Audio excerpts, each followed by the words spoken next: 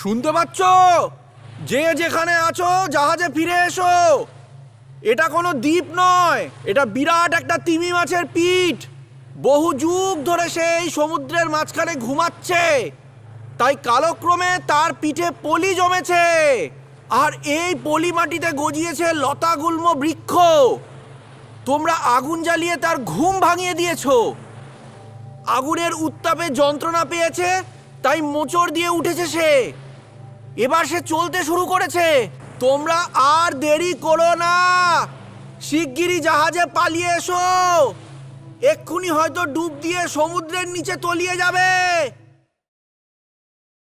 Roll sound. Rolling.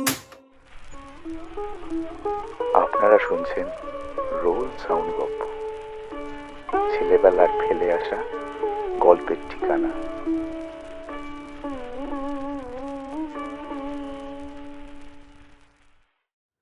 আপনারা যদি আমাদের পর্বগুলি স্পটিফাই, অ্যাপল মিউজিক বা অ্যামাজন প্রাইম মিউজিকে শুনে থাকেন, তাহলে অবশ্যই আমাদের পডকাস্টটিকে ফলো করে দিন, আর আমাদের ইউটিউব চ্যানেলটিকেও সাবস্ক্রাইব করে দিন, কারণ প্রতিটি এপিসোড কিন্তু এক সপ্তাহ আগেই আপনারা ইউটিউবে পেয়ে যাবেন। স্বাগতম রোল সাউন্ড গপ্পর একদম নতুন এপিসোডে। আজ আমরা ঢুকে পড়তে চলেছি সেই জাদুকরী গল্পের দুনিয়ায়, যা হাজার বছরেরও বেশি সময় ধরে মানুষের কল্পনাকে মোহিত করে রেখেছে। আরব্য রজনী, দি আরেবিয়ান নাইটস বা 1001 নাইটস। এ হলো সেই কিংবদন্তি রাত্রিগুলোর গল্প, যেখানে শাহজাদা প্রতি রাতে শোনাতেন এক একটি নতুন গল্প, জাদু, রহস্য, অভিযান আর মানব জীবনের গভীরতাকে নিয়ে। ওই বিশাল গল্পরাজ্য থেকে জন্ম নিয়েছিল একদল অবিস্মরণীয় চরিত্র, আলাদিন, আলিবাবা, আর আজ যার কাহিনী আমরা শুনতে চলেছি, সেই সিন্দবাদ নাবিক। আরেবিয়ান নাইট শুধু গল্প নয়, এ যেন মধ্যপ্রাচ্যের লোক সংস্কৃতি, প্রাচীন বাণিজ্যপথ, কিংবদন্তি আর মানব কল্পনার এক মহাচিত্র। আজ আমরা খুলে বসব সেই বিশাল গল্প সমারোহের এক অনন্য অধ্যায়, সিন্দবাদের প্রথম সমুদ্রযাত্রা। ভাবুন তো, বাগদাদের আরামের জীবন ছেড়ে এক তরুণ পা রাখছে সমুদ্রের অজানা পথে। সামনে ভয়ঙ্কর ঢেউ, রহস্যময় দ্বীপ, অদ্ভুত জীবজন্তু আর এমন সব ঘটনা যা তার ভাগ্য চিরদিনের মতো বদলে দেবে। আজ রোল সাউন্ড গপ্প আপনাদের নিয়ে যাবে সেই জাদুকরী দুনিয়ায়, যেখানে রাতের নিস্তব্ধতায় ঢেউয়ের শব্দও গল্প হয়ে ওঠে, আর প্রতিটি দিগন্তের ওপারে লুকিয়ে থাকে এক নতুন রহস্য। শুরু হচ্ছে সিন্দবাদের প্রথম সমুদ্র যাত্রা।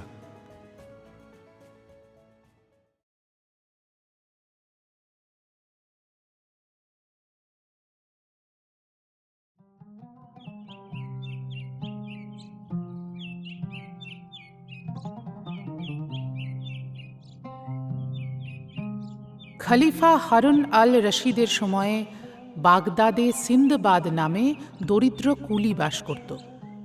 অন্যের মোট বয়ে কোনো ক্রমে তার দিন যেত। একদিন সে দারুণ গ্রীষ্মের খরতাপে দগ্ধ হয়ে পেল্লায় ভারী মোট মাথায় করে নিয়ে চলছিল। ঘামে সারা শরীর নিয়ে যাচ্ছিল। হাঁপাতে হাঁপাতে এক বিরাট সওদাগরের বাড়ির ফটকের সামনে এসে থামল। পা আর চলতে চায় না, গলা শুকিয়ে কাঠ হয়ে গেছে। কাছেই একটা রোয়াকের ওপর মোটটা নামিয়ে সে বসে পড়ল। মনে হয় একটু আগেই ফটকের সামনেটায় কেউ গোলাপ জল ঢেলে দিয়ে গেছে। মৃদু মন্দ হাওয়ায় গোলাপ জলের মন মাতানো সুবাস বড় মধুর লাগে। সিন্দবাদের সকল ক্লান্তি কেটে যায়। প্রাণ ভরে সে গোলাপের গন্ধ আহরণ করতে থাকে।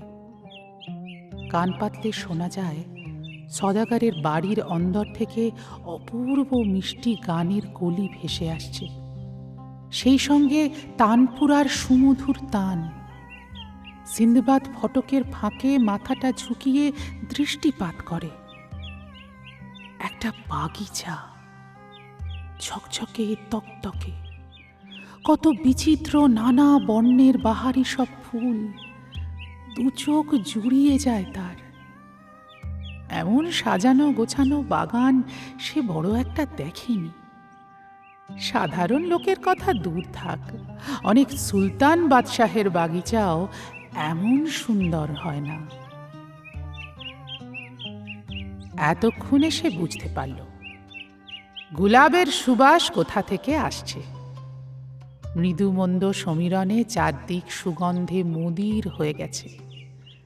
সিন্দবাদ এই প্রথম অনুভব করতে পারে জীবনে কত গান আছে, কত ফুল আছে, কত রূপ আছে, কত গন্ধ আছে, কিন্তু সেসব তার জন্য নয়। এই গান, এই ফুল, এই গন্ধ তাদের মতো দরিদ্রের জন্য নয়। ধনীর দুলাল হয়ে জন্মালে তবেই এইসব ভোগ করার অধিকার থাকে। সিন্দবাদ ভাবতে থাকে, প্রতিদিন প্রতিনিয়ত আমি ধনীদের মোট বয়ে বেড়াই, কত সোনা দানা হিরে জহরত বয়ে নিয়ে যাই বিত্তবানের বাড়ি, কিন্তু হায় আমার নসিব, কয়েকটা দিরহাম ছাড়া সেসব আমি চোখেও দেখতে পাই না। সেই সব ধনরত্ন বিলাসের সামগ্রী যারা ভোগ করে তারা তো ভিন্ন গোত্রের মানুষ। বিলাস ব্যসন তাদের জন্মগত অধিকার, আমি মোট বই চলি। এই তো আজও যে মোটের অত্যাধিক ভারে আমি ঘর্মাক্ত, ক্লান্ত এবং নুজ্জ হয়ে এখানে বসে পড়তে বাধ্য হয়েছিলাম, জানি এর মধ্যে যে আনন্দ বিলাসের উপকরণ আছে তাতে বহুজন বিত্তের বিবিধ বিনোদন হতে পারবে। अब मोरी नैया पार करोगे, अब मोरी नैया पार करोगे, हजरत निजामुद्दीन औलिया, अब मोरी नैया पार करोगे। মনের দুঃখে গান ধরে, সে গানে হৃদয়ের সকল ব্যথা বঞ্চনা গলে গলে ঝরতে থাকে। অনেকক্ষণ জিরিয়ে শরীর এবং মন বেশ জুড়িয়ে গেছে। মোটটা মাথায় তুলে আবার সে যাত্রা করতে উদ্যত হয়েছে। এমন সময় ফটকটা খুলে গেল, একটি ছোট্ট বান্দা বেরিয়ে এলো, মুখে বেশ মিষ্টি হাসি। কোনো রকম ভূমিকা না করে সিন্দবাদের একটা হাত ধরে সে টানে। আমার মালিক তোমায় ডাকছে, চলো চলো। সিন্দবাদ অবাক হয়, ভয়ও পায়, না যাওয়ার ছুতো খুঁজতে থাকে। যা হোক একটা কিছু বলে ছেলেটাকে বোঝাতে হবে তো, কিন্তু ভেবে পায় না কি বলবে। ছেলেটা আবার হাত ধরে টানে। চলো না, আমার মালিক তোমার সঙ্গে কথা বলবে, চলো চলো চলো। ছেলেটি একেবারে নাছোড় বান্দা। সিন্দবাদ বললে, এই কিন্তু আমার এই মোট, এটা কোথায় রেখে যাব? ছেলেটি বলে, সে তুমি কিছু ভেবো না, আমি ব্যবস্থা করে দিচ্ছি। ফটকে পাহারা আছে না, পাহাড়ওয়ালার কাছে রেখে চলো, ভয় নাই, কেউ কিচ্ছু নেবে না, চলো চলো চলো। পাহাড়াওয়ালার কাছে মোটটা গচ্ছিত রেখে সিন্দবাদ খুদে বান্দাটার পিছনে পিছনে চলে। সুরম্য ইমারত, ঝকঝকে তকতকে সাজানো গোছানো। ছেলেটি তাকে এক বিশাল কক্ষে নিয়ে গেল। খানদানি ঘরের অতিথি অভ্যাগত সমবেত হয়েছে। হরময় হরেক রকম নাম না জানা ফুলের সে কি সমারোহ! আহ, প্রাণ মন ভরে যায়। আর আতর গোলাপ জলের মিষ্টি গন্ধে মাতাল করে দেয় হৃদয়। বিরাট লম্বা মেজে চিকনের কাজ করা দুগ্ধ ফেনি নিভ চাদর বেছানো, তার উপর থরে থরে সাজানো খানাপিনা, পেস্তার বরফি, গাজরের শাহী হালওয়া, দুষ্প্রাপ্য ফল ইত্যাদি ইত্যাদি। অসংখ্য রূপোর রেকাবিতে ভরা ঝলসানো দুম্বার মাংস, মুরগির দোপেঁয়াজা, বটি কাবাব, টিকিয়া, আরও কত কি। আর এক ধারে শরাবদানিতে ভরা দামি আঙুরের মদ। একদল বান্দারা সেজে গুজে অপেক্ষমান। আর একদিকে সুন্দরী বাঁদিরা নানা রকম বাদ্যযন্ত্র হাতে নিয়ে বসে আছে। সিন্দবাদ মুগ্ধ বিস্ময়ে দাঁড়িয়ে পড়ে। এই যে একেবারে বেহেশত! এখানে যারা সমবেত তারা কি এই দুনিয়ার কোনো নরনারী, না বেহেশতের জিন পরী? উপস্থিত সকলে তাকে স্বাগত জানায়। সিন্দবাদ একপাশে গিয়ে মাথা হিঁট করে দাঁড়িয়ে থাকে। সবচেয়ে বয়োজ্যেষ্ঠ একজন তাকে কাছে ডাকে, আদর করে পাশে বসায়। বান্দাদের একজনকে খানা দিতে বলে। সিন্দবাদের সামনে রেকাবি ভর্তি খাবার সাজিয়ে দেয়া হয়। বৃদ্ধ বলে, হাত মুখ ধুয়ে আগে খানা সেরে নাও, তারপর তোমার সঙ্গে কথা হবে। সিন্দবাদ সুবোধ বালকের মতো খানা পিনা সারে। বৃদ্ধ সন্তুষ্ট হয়ে বলে, একটু আয়েশ করে বসো। আচ্ছা বেটা, তোমার নাম কি? কি করো তুমি? আমার নাম সিন্দবাদ কুলি। আমি ভারী ভারী মোট বয়ে রুটির পয়সা রোজগার করি। বৃদ্ধ হাসলেন। শিশুর মতো সরল তার হাসি। বললেন, কি আশ্চর্য, তোমার নাম আর আমার নাম যে এক। তুমি সিন্দবাদ কুলি আর আমার নাম সিন্দবাদ নাবিক। আমি তোমাকে ডেকেছি তোমার সুন্দর মিষ্টি গান শুনে। আহা হা হা, আমার ইচ্ছা এখানে তুমি আমাদের দু একখানা গান গেয়ে শোনাও। সিন্দবাদ কেমন যেন সংকুচিত হয়ে পড়ে। আল্লাহর দোহাই, আমার এই দুঃখের গান শুনে আমাকে দোষারোপ করবেন না। সিন্দবাদ নাবিক বলল, কেন কেন দোষারোপ করবো কেন? আরে তোমার কুণ্ঠিত হওয়ার কোনো কারণ নাই।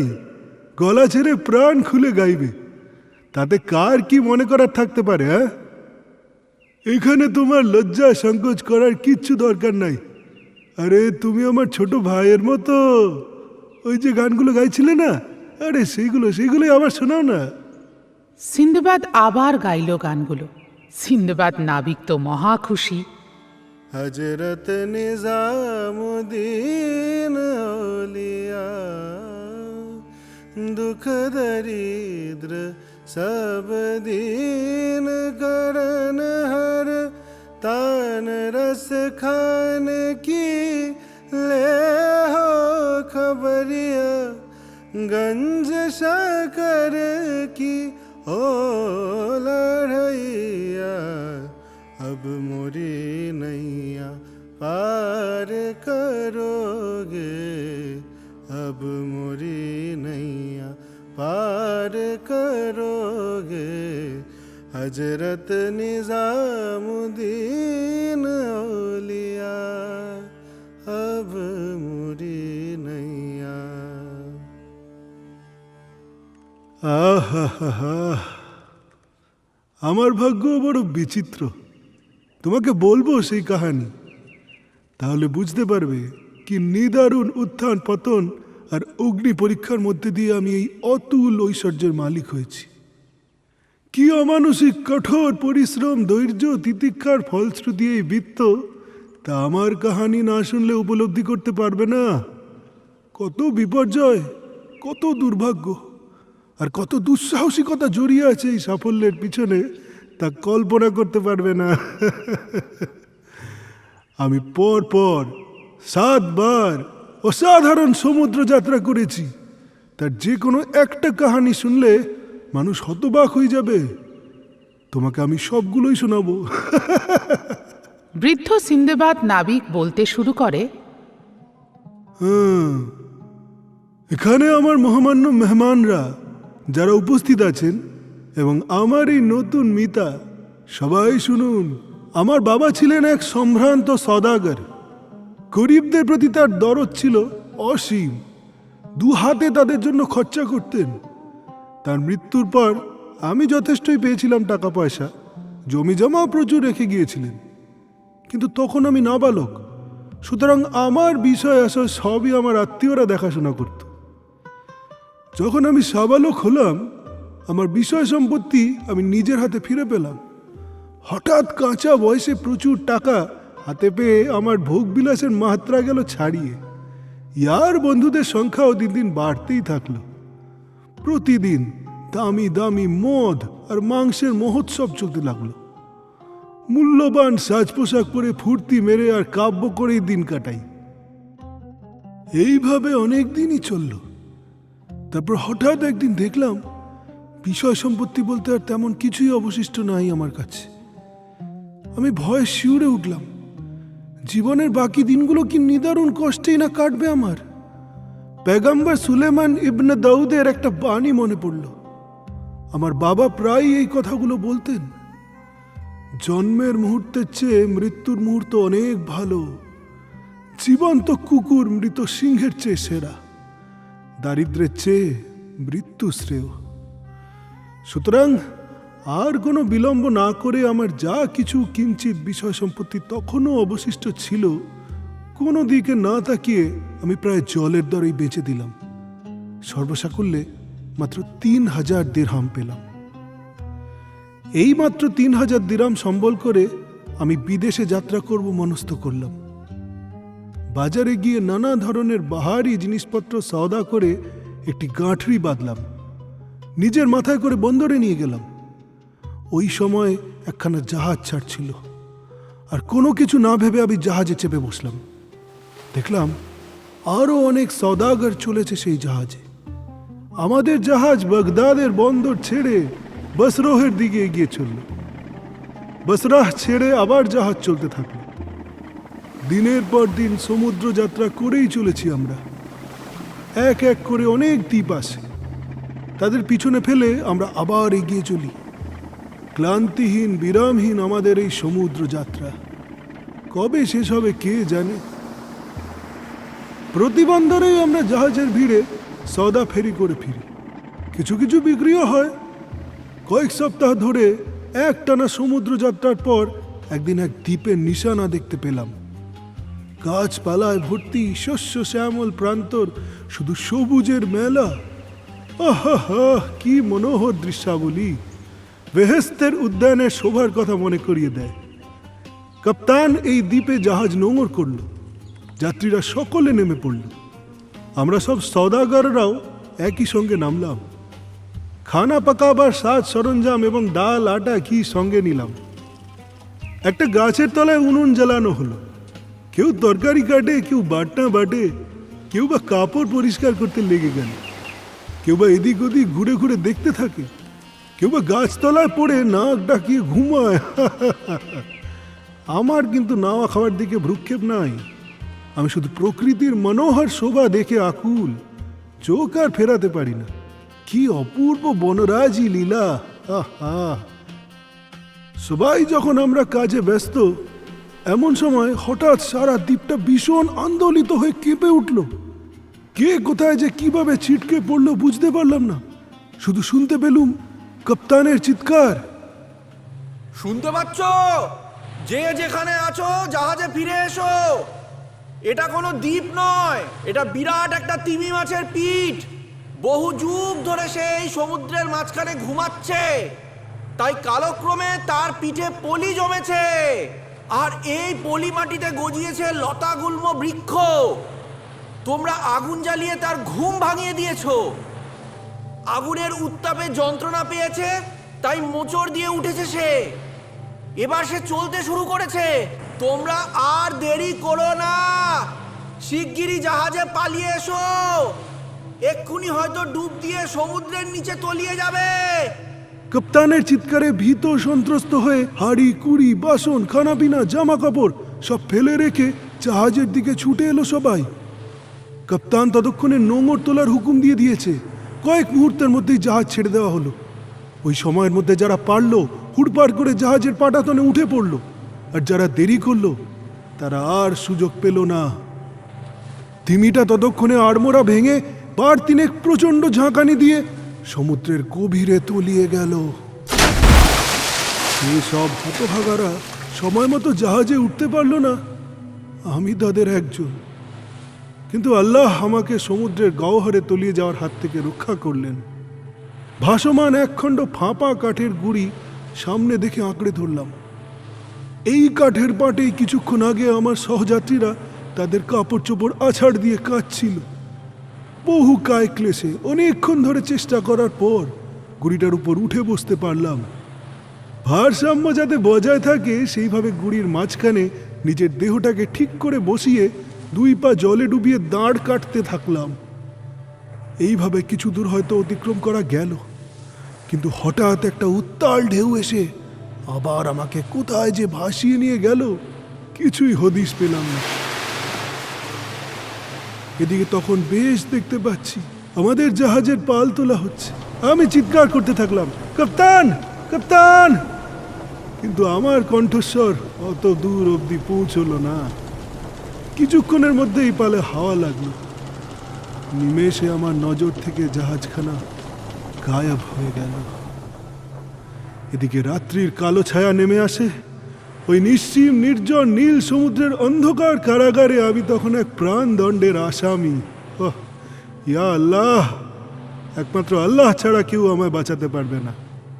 তিনি একমাত্র ভরসা ভেবে সেই কাঠের পাটাতনে পা গুটিয়ে চুপচাপ বসে বসে রাত্রি আর মৃত্যুর প্রহর গুনতে লাগলাম। কিন্তু না, আমি মরিনি। অন্ধকার কেটে গেল, সকাল হলো, সূর্যোদয়ের পূর্বাভাসে সমুদ্র সন্নিহিত হলো, নীল আকাশ রক্তবর্ণ ধারণ করল। আমি তার উদ্দেশ্যে প্রণতি জানালাম। আবার শুরু হলো আমার পথ সঞ্চালন।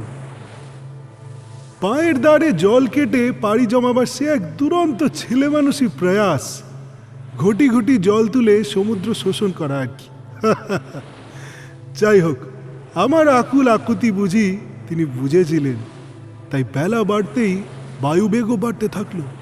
হাওয়ার ঠেলায় আর ঢেউয়ের ধাক্কায় তরতর করে তীরের দিকে ভেসে চললাম আমি। অবশেষে তীর পাওয়া গেল, কিন্তু না, তীর না, সে এক সমুদ্র দ্বীপের দুর্লঙ্ঘ পর্বত পাদদেশ। পাহাড় পর্বত সংকুল এই দ্বীপটির কাছে এসে আমি হতাশ হয়ে চেয়ে চেয়ে দেখতে থাকলাম। সমুদ্রের তলদেশ থেকে খাড়ায় উঠে গেছে একটি পাহাড়। সারা পাহাড়ময় লতা গুল্ম বৃক্ষ, সবুজের সমারোহ, কিন্তু উপরে উঠবার উপায় নাই। এমন একটা স্থানও দেখতে পেলাম না যেখানে পা রেখে কিছু একটা আঁকড়ে ধরে উপরে ওঠা যায়। এদিক ওদিক দেখছি, কিন্তু কোনো কায়দা করতে পারছি না। হঠাৎ নজরে পড়ল একটা পাহাড়ি বটের ডাল থেকে ঝুড়ি ঝুলে পড়েছে সমুদ্রের জলে। পা দিয়ে দাঁড় কাটতে কাটতে গুড়িটাকে নিয়ে গেলাম সেইখানে। লতানো ঝুড়িটা আঁকড়ে ধরে প্রাণপণ চেষ্টায় উঠে এলাম গাছের ডালে। এইভাবে অনেক কষ্টে এক সময় পাহাড়ের চূড়ায় উঠে এলাম আমি। এবার মনে কিছুটা বল ফিরে পেলাম। নিজের সারা শরীরটার দিকে ভালো করে লক্ষ্য করার ফুরসত হলো। পা দুটো সামুদ্রিক মাছের কামড়ে ক্ষতবিক্ষত হয়ে গেছে। দুর্গম পাহাড়ের ঘষায় বুকের পিঠের ছাল চামড়া ছড়ে গেছে। এসব নজর করার আগে অবধি কোনো জ্বালা যন্ত্রণা ব্যথা আমি অনুভব করতে পারছিলাম না, কিন্তু এবার কাতর হয়ে পড়লাম। সারা শরীর টনটন করতে লাগলো। একটা জায়গায় শুয়ে পড়লাম। তারপর আমার আর কিচ্ছু মনে নেই। কতক্ষণ ওইভাবে অজ্ঞান অচৈতন্য অবস্থায় পড়েছিলাম জানি না। যখন চোখ খুললাম দেখি আবার সকাল হয়ে গেছে। সূর্যের ঝলমল রোদ এসে পড়েছে আমার মুখে। উঠে দাঁড়াতে চেষ্টা করলাম, কিন্তু পারলাম না। পা দুটো ব্যথায় অসাড় হয়ে গেছে। আবার মাটিতে পড়ে গেলাম। কিছুক্ষণ পরে বুকে হেঁটে হামাগুড়ি দিতে দিতে সামনের সমতল ভূমির দিকে এগোতে লাগলাম।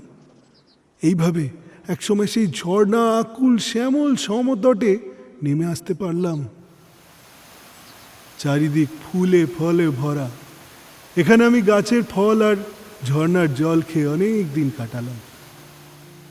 ধীরে ধীরে দেহের ক্ষত শুকিয়ে এলো, বল ফিরে আসতে লাগলো, কিন্তু মাটিতে পা ফেলে তখনও হাঁটতে পারি না। দুখানা কাঠের ডান্ডায় ভর দিয়ে কোনো রকমে চলাফেরা করি। একদিন এইভাবে সমুদ্র সৈকতে এসে বসেছিলাম। হঠাৎ কি যেন একটা অদ্ভুত বস্তু দেখলাম। ঠিক বর্ণনা করতে পারবো না। মনে হলো কোনো জঙ্গলি জানোয়ার অথবা সামুদ্রিক দানব। অদম্য কৌতূহল নিয়ে এগিয়ে যেতে থাকলাম। ভয়ে বুক দুরু করছে। কি জানি যদি কোনো বিপদ হয়। যাই হোক, কাছে যেতেই বুঝতে পারলাম না না, হিংস্র কোনো জানোয়ার নয়, আমাদের দেশের শান্ত নিরীহ মাদি ঘোড়া জাতীয় একটি প্রাণী। সমুদ্রের ধারে একটা গাছের গুঁড়িতে বাঁধা। লোভ হলো জানোয়ারটার পিঠে চেপে বেড়ানো যেতে পারে। একেবারে ওর সামনে এসে দাঁড়ানো। হঠাৎ একটি মানুষের চিৎকারে আমি হতচকিত হয়ে পড়ি। একটি লোক ছুটতে ছুটতে আমার সামনে এসে দাঁড়ালো। রাগে পুষছে সে, হুঙ্কার ছেড়ে বলল, কে তুমি? কোথা থেকে এসেছো? এই জায়গায় আসার সাহসী বা তোমার হলো কি করে? আমি ভীতচকিত হয়ে বললাম, মালিক, আমার অপরাধ দেবেন না। আমি বিদেশি, জাহাজে করে সমুদ্রে পাড়ি দিচ্ছিলাম, কিন্তু পথের মধ্যে বিপর্যয় ঘটে। আমার সঙ্গে আরও অনেকে সমুদ্রে জলে ভেসে যায়। তারা কে কোথায় গেছে, বেঁচে আছে কি নাই আমি জানি না। আমি আল্লাহর মেহেরবানিতে একটা কাঠের গুঁড়ি ধরে প্রাণ রক্ষা করতে পেরেছি। নিজের ইচ্ছে নয়, এই ঢেউয়ের তালে তালে আমি ভেসে এসেছি এই দ্বীপে। লোকটি আমার একখানা হাত ধরে বলল, এসো, আমার সঙ্গে এসো। আমি তার পিছন পিছন চলতে থাকি। সে আমাকে পাহাড়ের নিচে একটা গুহায় নিয়ে আসে। ভিতরে ঢুকে চোখ জুড়িয়ে গেল। বিরাট প্রশস্ত একটি ঘর। আমাকে আদর করে বসালো, খানা পিনা দিল খেতে। খেলাম, কতকাল এইসব খানা খাইনি। বড় ভালো লাগলো। প্রাণ ভরে চেটে পুটে সব খেলাম। খুশিতে ভরে উঠল মন। লোকটি তখন আমাকে জিজ্ঞাসা করলো আমার নাম ধাম পরিচয়। আমি সব বললাম তাকে। কেন আমার এই সমুদ্র যাত্রা সেই কাহানিও শোনালাম। লোকটি মুগ্ধ বিস্ময় সব শুনল। এবার আমি তাকে জিজ্ঞাসা করলাম, আচ্ছা মালিক, আপনি বা এই নির্জন দ্বীপে কেন? কি করেই বা এই পর্বত গুহায় বাসা বাঁধলেন? আর আপনার ওই মাদি ঘোড়াটা ওকেই বা পেলেন কোথায়? সমুদ্রের ধারে ওকে বেঁধেই বা রেখেছেন কেন? কি ব্যাপার, কিছুই তো বুঝতে পারছি না। লোকটি বলল, এই দ্বীপে আমার মতো আরও অনেকেই আছে, আমি একা নই। সুলতান মির্জানের আজ্ঞাবহ দাস আমরা। দ্বীপের চারপাশে পাহারারত আছি। প্রতি মাসে প্রথম চাঁদ দেখা দিলে আমরা সবাই সমুদ্রের ধারে একটা করে মাদি ঘোড়া বেঁধে রেখে গুহার মধ্যেই লুকিয়ে থাকি।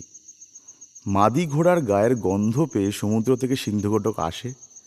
তারপর তাকে সঙ্গে করে ভাগিয়ে নিয়ে যাওয়ার চেষ্টা করে সে। কিন্তু আমাদের ঘোড়াগুলো শেয়ানা, কিছুতেই তার সঙ্গে যেতে চায় না, চি হি হি করে ওঠে। সেই শব্দে আমরা বুঝতে পারি কাজ খতম হয়ে গেছে। তখন ছুটে গিয়ে সিন্ধু ঘটকটাকে তাড়িয়ে দিয়ে মাদি ঘোড়াটাকে নিয়ে আসি। এরপর কিছুদিন বাদে সে বাচ্চা প্রসব করে। এই বাচ্চা কালে তাগড়াই জাদ্রেল ঘোড়া হয়। বিদেশের বাজারে সেই সব ঘোড়া চড়া দামে পাওয়া যায়। আমাদের সুলতানের এই করেই এত ধন দৌলত। আজ সিন্ধু ঘোটাকের ওঠার দিন, তুমি অপেক্ষা করো। কাজ শেষ হয়ে গেলে তোমাকে নিয়ে আমাদের সুলতানের কাছে যাব। আমাদের দেশটাও ঘুরিয়ে দেখাবো। আল্লাহর দয়াতেই আমার সঙ্গে তোমার আজ দেখা হয়ে গেল। হ্যাঁ, তা না হলে হাজার চেষ্টা করেও এই দ্বীপের গণ্ডি ছেড়ে তোমার নিজের দেশে ফিরে যেতে পারতে না। হ্যাঁ, কৃতজ্ঞতায় ভরে গেল আমার মন। আমরা বসে কথা বলছি, এমন সময় হঠাৎ সিন্ধু ঘটক জল থেকে উঠে এসে মাদি ঘোড়ার ওপর চড়াও হওয়ার আওয়াজ শোনা গেল। আমরা গুহা থেকে বেরিয়ে লুকিয়ে লুকিয়ে মাদি ঘোড়াটার পাল খাওয়া দেখতে লাগলাম। কাজকর্ম শেষ হয়ে গেলে সিন্ধু ঘটকটা ঘোড়াটাকে তার সঙ্গে নিয়ে যাওয়ার জন্য পিড়াপিড়ি করতে লাগলো, কিন্তু সে যেতে নারাজ। এই সময় আমার বন্ধুটি তার স্বরে চিৎকার করতে থাকলো, হেই কে আছো, ছুটে এসো! হেই কে আছো, ছুটে এসো! পলকের মধ্যে লাঠি, সোটা, বর্ষা, তীর, ধনুক নিয়ে তার অনেক সঙ্গী সাথী জড়ো হয়ে গেল। তাদের আক্রমণে সিন্ধু ঘটকটা শঙ্কিত হয়ে সমুদ্রের জলে ঝাঁপ দিয়ে পালিয়ে গেল।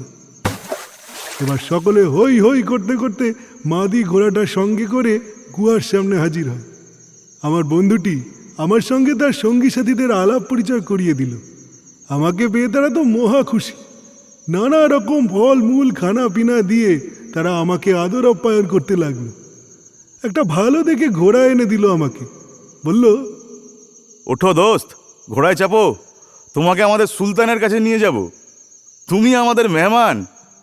ঘোড়ায় চেপে ওদের সঙ্গে সুলতানের প্রাসাদে গেলাম। সুলতান মির্জান আমাকে দারুণ আদর অভ্যর্থনা করে তার পাশে বসালেন। আমার সমুদ্র যাত্রার কারণ এবং ভাগ্য বিড়ম্বনার সবিস্তার বিবরণ আগাগোড়া খুলে বললাম তাকে। তিনি মুগ্ধ বিস্ময় শুনলেন সব। বললেন, বেটা, উপরে আল্লাহ আছেন, নিয়তির লিখন কেউ এড়াতে পারে না। তোমার নসিবে যা লেখা আছে তা ঘটবেই। তিনি তোমার ইন্তেকালও তোমার কপালে লিখে রেখেছেন। তার আগে তোমার মৃত্যু কিছুতেই হতে পারে না।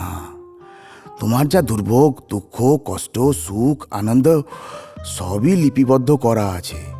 তার কোনোটাই এড়াতে পারবে না। আল্লাহর উপর ভরসা রাখো, তিনিই সব বিপদ উদ্ধার করে দেবেন।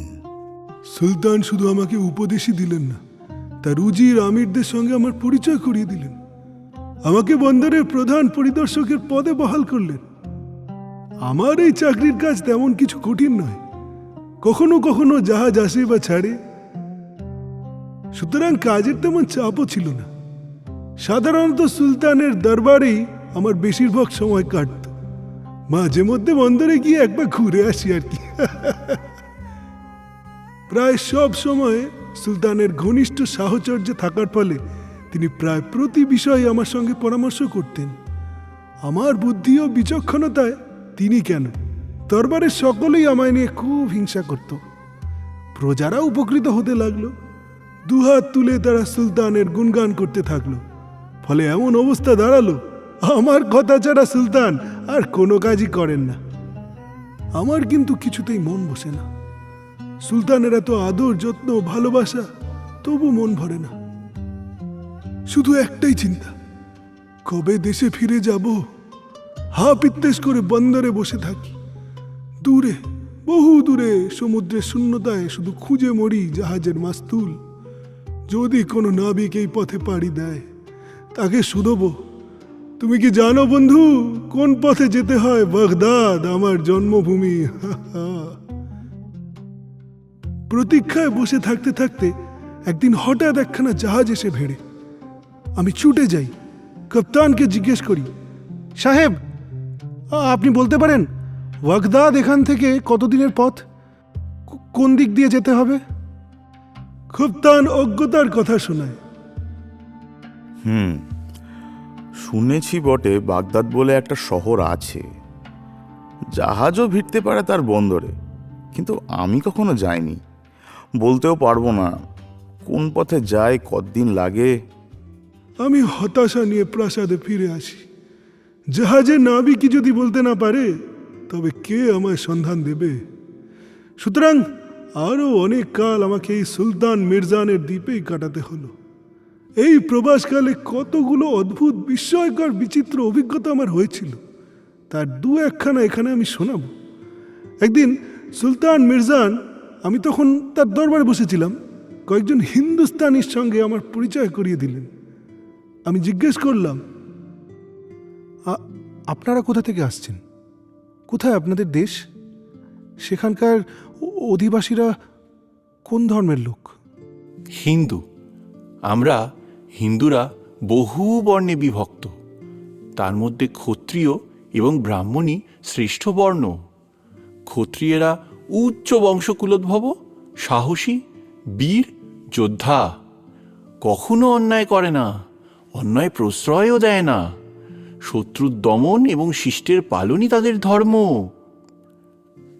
আর যারা ব্রাহ্মণ, তারা পূত পবিত্র। পূজা, উপাসনা, ধর্মগ্রন্থ পাঠ, রচনা তাদের জীবনের ব্রত।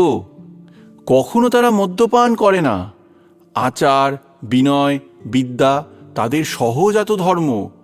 কাব্য, সাহিত্য, দর্শন, শিল্প, সঙ্গীত চর্চা করে তারা সহজ, সরল, অনাড়ম্বর জীবনযাপন করেন। এই ক্ষত্রিয় এবং ব্রাহ্মণ ছাড়া আরও ৭২ রকমের নিম্নবর্ণের মানুষ সেখানে বসবাস করে। এদের জীবনযাত্রার প্রণালী অবশ্য একেবারে ভিন্ন ধরনের। ওদের এইসব অদ্ভুত কথা শুনে আমি তো তাজ্জব বনে গেলাম। একই দেশে, একই ধর্মে এত ভাগ। আমি কখনো হিন্দুস্তান যাইনি, কিন্তু তার পাশের দেশ আমাদের সুলতানের সালতানাত কাবুলে একবার গিয়েছিলাম। একদিন আমি সমুদ্রের ধারে দাঁড়িয়েছিলাম। হঠাৎ দেখি একখানা বিরাট জাহাজ আসছে বন্দরের দিকে। কিছুক্ষণের মধ্যে জাহাজখানা এসে নোঙর করল। মালপত্র কি কি আছে দেখার জন্য আমি জাহাজে উঠে গেলাম। কাপ্তান আমাকে এক এক করে সমস্ত সওদাগরির জিনিস বের করে দেখালো। আমি সব পরীক্ষা করে দেখতে থাকলাম। কাপ্তানকে জিজ্ঞেস করলাম, আর কিছু নেই? কাপ্তান বলে, আছে, কিন্তু সেসব জিনিসপত্রের মালিক জাহাজে নেই, তাই পরের জিনিস ওগুলো বিক্রি করতে পারবো না। আমি জিজ্ঞেস করলাম, কেন? তারা কোথায় গেছে? কাপ্তান বলল, পথের মধ্যে তারা জলে ডুবে গেছে। আল্লাহ জানেন তাদের কে বেঁচে আছে অথবা কেউই বেঁচে নাই। যাই হোক, আমাদের দেশ বাগদাদে ফিরে গিয়ে তাদের ওয়ারিশের কাছে ফেরত দিয়ে দেবো। আমার সারা শরীরে বিদ্যুৎ খেলে গেল, বুকের মধ্যে কাঁপতে লাগলো। প্রশ্ন করি, তাদের কি কি নাম? কাপ্তান বলে, একজনের নাম সিন্দবাদ। কাপ্তান আর কি বলল আমি আর শুনতে পেলাম না। মাথাটা কেমন বঁ করে ঘুরে গেল, কিন্তু একটুক্ষণের মধ্যেই আমি নিজেকে সামলে নিয়ে ভালো করে কাপ্তানের দিকে লক্ষ্য করলাম। হ্যাঁ, আমাদের জাহাজের কাপ্তানই বটে। আমি প্রায় চিৎকার করে বললাম, কাপ্তান, আমি আমি আমি সেই সিনবাদ। তিমি মাছের পিঠের ওপর নেমেছিলাম আমরা। তারপর সে আড়মোড়া ভেঙে গা ঝাড়া দিতেই কে কোথায় ছিটকে পড়েছিলাম। প্রায় সবাই জাহাজে উঠতে পেরেছিল, কিন্তু আমি পারিনি। তিমিটা জলের তলায় তলিয়ে গেল। আমি একটা কাঠের গুঁড়ি আঁকড়ে ধরে কোনো রকমে প্রাণ রক্ষা করতে পেরেছি। তারপর কিভাবে কত কষ্ট করে এই দ্বীপে এসে পৌঁছেছি সব সবিস্তারে বললাম তাকে। এখন আমি এখানকার সুলতান মির্জানের খুব পেয়ারের লোক। আমাকে তিনি জাহাজ পরিদর্শকের কাজে বহাল করেছেন। আমার কথা শুনে কাপ্তান কিন্তু অট্ট হাসিতে ফেটে পড়ে। আল্লাহ ছাড়া আর কেউ নাই, তিনি একমাত্র সত্যি। কিন্তু সাব, তোমার মতো এত বড় মিথ্যাবাদী তো আমি জীবনে দেখিনি। আমি নিজের চোখে দেখেছি যারা জাহাজে সময় মতো উঠতে পারেনি তারা সবাই সমুদ্রের নিচে তলিয়ে গেছে। আর তুমি কি না বোঝাতে চাইছো তুমি বেঁচে গেছো? গাঁজাখুরি গল্প মারার আর জায়গা পেলে না। আমি মুহূর্তের জন্য মুষড়ে পড়লাম।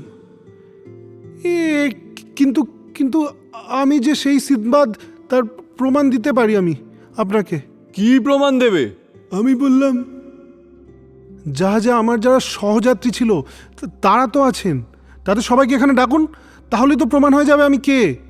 কাপ্তান সওদাগরদের সকলকে বাইরে আসতে বলতেই তার সহযাত্রীরা বাইরে এসে আমাকে দেখা মাত্র জড়িয়ে ধরে হই হই কাণ্ড বাঁধিয়ে তুলল।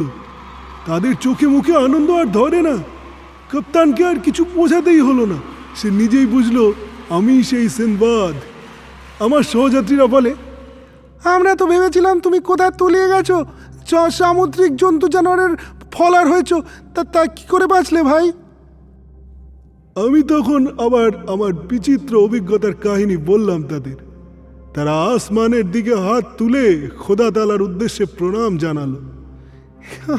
ইয়া আল্লাহ, ইয়া আল্লাহ, এর থেকেই বোঝা যায় দুনিয়াতে একমাত্র আল্লাহ ছাড়া আর কোনো কিছুই নাই। ইয়া আল্লাহ, তা না হলে যেই অবিশ্বাস্য কাহিনী শোনালে তা কি কখনো সম্ভব হয়? এ তো তোমার দ্বিতীয় জন্ম হয়েছে। কাপ্তান আমার যাবতীয় সওদাপত্র আমাকে বের করে দিল। খুঁটিয়ে খুঁটিয়ে দেখলাম যা যা ছিল সবই যথাযথ ঠিক আছে। বাজারে নিয়ে গিয়ে বেশিরভাগ সওদাই বেশ চড়া দামেই বেচলাম। সবচেয়ে বাহারি কয়েকটা জিনিস উপহার দিলাম সুলতান মির্জানকে। আমাদের জাহাজ বন্দরে নোঙর করেছে শুনে সুলতান মির্জান আনন্দে লাফিয়ে উঠলেন। ইয়া আল্লাহ, সুবহান আল্লাহ, যাক, এতদিনে আল্লাহ মুখ তুলে চাইলেন। নানা ধরনের সুন্দর সুন্দর উপহার উপঢৌকনে আমাকে ভরিয়ে দিলেন তিনি। এত জিনিস নিয়ে আমি কি করব? আমার সহযাত্রীদের কাছে ভালো দামে বেচে দিলাম খানিকটা। সুলতান মির্জান যে আমাকে কতখানি ভালোবেসে ফেলেছেন তা বুঝলাম যেদিন আমি তার কাছ থেকে বিদায় নিতে গেলাম। আমাদের জাহাজ ছাড়বে, এই জাহাজে আমি স্বদেশে ফিরে যাব, সবই সুলতান জানতেন। তবু বিদায় বেলায় তার চোখ ছলছল করে উঠেছিল, কথা বলতে গিয়ে গলা ভারী হয়ে এসেছিল। আমিও কিছুটা বিচলিত হয়ে পড়েছিলাম। হুজুর, আমি চলে যাচ্ছি। অনেক সুখ স্মৃতি সঙ্গে নিয়ে যাচ্ছি জাহাপনা। হয়তো এ জীবনে আর দেখা হবে না, কিন্তু আমার স্মৃতির আকাশে চিরকাল ধ্রুবতারার মতোই জ্বলবেন আপনি। সুলতান মির্জান আমার মাথায় হাত রাখলেন। बेटा माया मोहब्बत बहुत खराब चीज, दिल कलीजा झांझरा करे दे। তারপর নিজের দেহ থেকে খুলে খুলে মহামূল্যবান সব সাজ পোশাক, রত্নাহার আমার হাতে তুলে দিলেন। এই সব যখন দেখবে তোমার তোমার আমাকে মনে পড়বে। সেগুলো আমি প্রাণে ধরে বিক্রি করে দিতে পারিনি। ওই যে দেখো, এই ঘরেই সেগুলো সব সাজানো আছে। এখনো ভাবতে ভাবতে অন্যমনস্ক হয়ে যায়। ওই সাজ পোশাক, ওই রত্নাহার পরে তিনি যেন সেই সিংহাসনেই বসে আছেন। কিন্তু হকিকত মে তো শুধু ইয়াদটুকুই পড়ে আছে। তিনি তো আর নেই আজ। যথাসময় হাওয়া সাথ দিল, পাল তুলে হাল খুলে আমরা জাহাজ ছেড়ে দিলাম। একটানা অনেক দিন, অনেক রাত্রি অতিবাহিত করার পর একদিন আমরা বসরা এসে পৌঁছলাম। এবার মন নেচে উঠল। বাগদাদ আর বেশি দূর নয়। বাঁধা ছাদার তোড়জোড় পড়ে গেল। 2-1 দিনের মধ্যেই আমাদের জাহাজ বাগদাদের বন্দরে এসে ভিড়ল। অনেক টাকা পয়সা, মূল্যবান উপহার, উপঢৌকন সঙ্গে নিয়ে আমি বাড়ি এলাম। আত্মীয় পরিজনরা অনেক দিন পরে আমাকে পেয়ে খুশিতে ডগমগ হয়ে উঠল। দেখলাম তারাও সবাই বহাল তবিয়াতে আছে। এরপর খুশিতে ভরে উঠল আমার সংসার। দাস দাসী বান্দি সদা সামান কিনে বাড়ি ভরে ফেললাম। আবার সেই আমার বাবার আমলে যেমনটি ছিল, আগের মতো ধন দৌলতে সমৃদ্ধ হয়ে উঠল আমার ঘর। আবার সব হারানো বন্ধুদের ফিরে পেলাম। আমার দারিদ্র্যের সঙ্গে সঙ্গে তারাও একদিন বিদায় নিয়েছিল। মধুর সন্ধান পেয়ে আবার তারা গুন গুন করে জড়ো হতে লাগলো। খানা পিনা, হাসি মজাক, গান বাজনায় মেতে উঠলাম আমি। এই হলো আমার প্রথম সমুদ্র যাত্রার কাহানি। এরপরে দ্বিতীয় অভিযানের বিচিত্র কাহানিও শোনাবো তোমাদের। তার আগে এসো আমরা খানা পিনা সেরে নিই। সিন্দবাদ কুলিকেও বলল। খানা পিনা শেষ হলে সিন্দবাদ নাবিক 100টা স্বর্ণ মুদ্রা সিন্দবাদ কুলির হাতে দিয়ে বলল, এটা রাখো, কাল সকালে আবার আসবে, আমার কাহানি শোনাবো, কেমন? সিন্দবাদ কুলি কুণ্ঠিতভাবে বলল, তা আসবো, কিন্তু কিন্তু এই মোহরগুলো কি জন্য? বেটা, তোমার ব্যবহারে আমি মুগ্ধ হয়ে দিচ্ছি। নাও নাও। হুজুর, আপনার ইনাম আমি মাথা পেতে নিলাম। ঠিক আছে, কাল সকালে আবার আসবো। সেদিনের রাত্রিটা সুখ স্বপ্নে কাটল তার। সকালে উঠে সিন্দবাদ কুলি সিন্দবাদ নাবিকের প্রাসাদে চলে আসে। তাকে দেখে বৃদ্ধ তো মহা খুশি। আরে এসো এসো মিতা, তোমার জন্যই বসে আছি। আরে এত লজ্জা সংকোচের কি আছে, এসো আরাম করে হাত পা ছড়িয়ে বসো দেখিনি। আরে কিচ্ছু মনে করো না, এ তো তোমার নিজেরই ঘর। সিন্দবাদ কুলি বৃদ্ধের হাত জড়িয়ে ধরে চুম্বন করে। বৃদ্ধ বলে, আল্লাহ তোমার মঙ্গল করুন। কিছুক্ষণের মধ্যে অন্যান্য অভ্যাগতরাও এসে পড়ল। মেজে থরে থরে সাজানো ছিল সকালবেলার নাস্তা। বাঁদিরা গান বাজনা শুরু করল। সুমধুর সঙ্গীতের সুরে অবগাহন করতে করতে নাস্তা পর্ব সমাধা হল। তারপর একসময় গান বাজনা থেমে যায়। কারো মুখে কোনো শব্দ নাই। সকলেই প্রতীক্ষা করছে। এবার বৃদ্ধ সিন্দবাদ তার কাহিনী শুরু করবে।